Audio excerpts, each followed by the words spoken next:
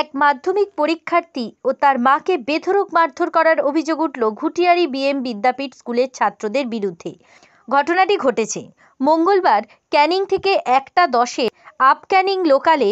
অভিযোগ, গত 3 তারিখ বেদবেরিয়া সংগ্রামীনগর বিদ্যাপীঠ স্কুলের ছাত্রদের সাথে ঘুটিয়ারি শরীফ বিএম বিদ্যাপীঠের ছাত্রদের মেয়েদেরকে ইভটিচিং করা নিয়ে বচসা হয়। মাধ্যমিক পরীক্ষার্থী দীপ বৈরাগী তার প্রতিবাদ করে। সেদিন হাতাহাতিও বলে জানা যায়। আমি বাড়ি ছিলাম, ওখানে মার সাথে বাড়ি যাচ্ছিলাম, কয়েকজন বহিরাগত লোক এসে আমাকে হঠাৎ করে মারধর করলো কেন?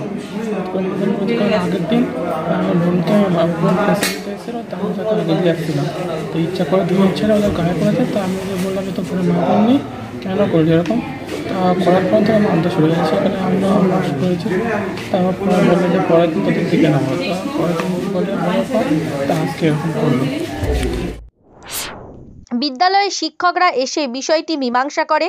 আজ সেই ঘটনার সূত্রে ঘুটিয়ারি শরীফ বিএম বিদ্যাপীঠের ছাত্ররা বহিরাগত কিছু লোকজনকে নিয়ে এসে ট্রেনের মধ্যে দীপ বৈরাগী ও মায়ের উপর আক্রমণ করে। এই ঘটনায় চাঞ্চল্য ছড়ালো। হয়েছিল ওরা 2 ক্লাসের মধ্যে একটু কাটাকাটি হয়েছিল। কলার ধরে ধরে একটা মেয়েকেও আমার ছেলের গায়ে ফেলেছিল। আমার ছেলে একটু বলেছিল বাড়িতে মা বোন নেই, তাই ধরে মারামারি হয়েছিল কালকে। আজকে ওরা অন্য লোকজন নিয়ে এসছে, বলছে আজকে মারবো। ওখানে গিয়ে অনেককে দেখিয়েছে, যে ওই ছেলেটা হ্যাঁ 30 জন, ওই ছেলেটা আমি কথা ধরেছি, এই কি বলছিস রে, জোরে বল। আমি এখন ভাবো ওদের শাসি করেছি।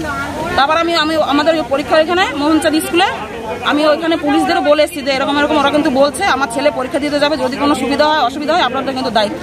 আমার ছেলেকে আমি ঢুকিয়ে দিলাম যেন কোনো অসুবিধা না হয়। ওনারা বলছে ঠিক আছে। ভালোভাবে পরীক্ষা দিয়ে বেরিয়ে এসছে।